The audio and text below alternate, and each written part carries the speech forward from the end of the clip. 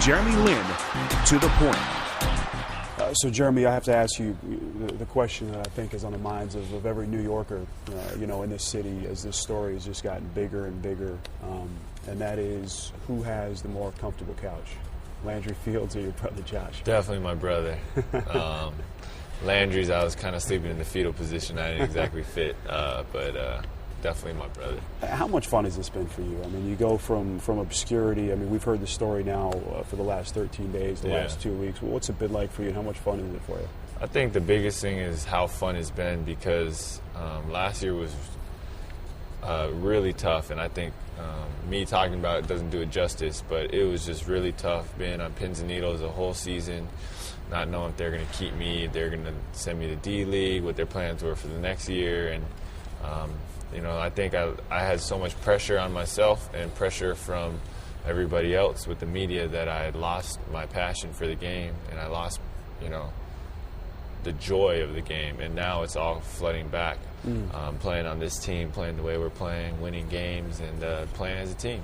You won a state championship at Palo Alto High in California. You weren't recruited out of high school. You sent out tapes of yourself to a bunch of schools that really didn't respond to you. At Harvard, you lead the Crimson to more success than they had had at that point in about a quarter century. It's been 25 years. Yet you still didn't really garner a lot of attention. Undrafted, of course, as the story goes now. You don't strike us as someone who's got a chip on your shoulder, but deep down, how much motivation did you draw from people overlooking you, again, at every step of the way, all these so-called basketball experts? Obviously, I think it hurts. I would say I don't play to prove people wrong, but I would also say I remember every little thing that happens. And so, I know where I want to go with my career. I know I have a vision for what I want to do with this platform, and that's what really drives me and motivates me. But obviously, at times, getting overlooked would be frustrating. Do you see yourself as the ultimate underdog?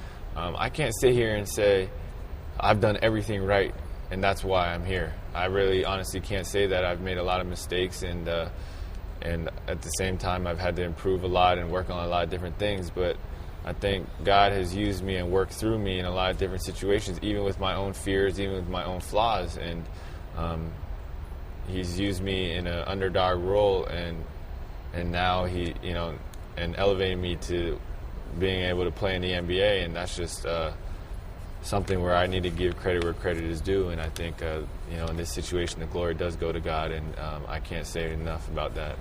Where did the faith come from?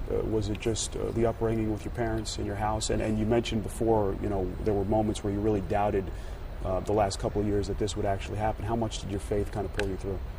Definitely. I think there's times when I thought of quitting, times when I thought of just hanging it up and doing something else or taking a break from basketball altogether. I had a lot of ups and downs, but the downs were really down. And, it was my faith that was just the promises, God's promises of trusting in Him and His perfect plan and His sovereignty that really got me through the tough situations, and my family supporting me. And now looking back, I can see a little bit of why everything happened the way it did, and I'm thankful for that. I want to ask you about your father, Ji Ming. He moved to the States from Taiwan in 1977, and he said he wanted to do two things: get his PhD in computer engineering and also to watch NBA basketball.